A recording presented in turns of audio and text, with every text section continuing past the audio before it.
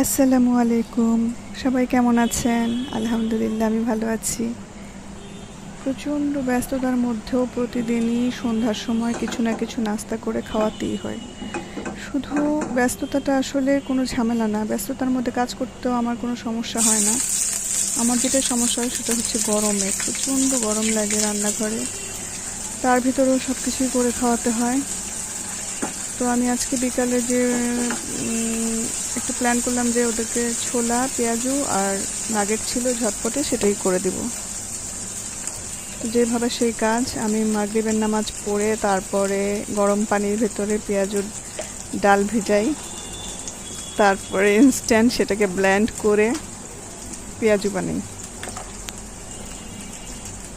10 minute ভেজালে অবশ্য ভালো হতো, কিন্তু সেটা করতে পারি নাই, টাইম ছিল না। তো আমি এই যে এখানে ছোলা রান্না করছি।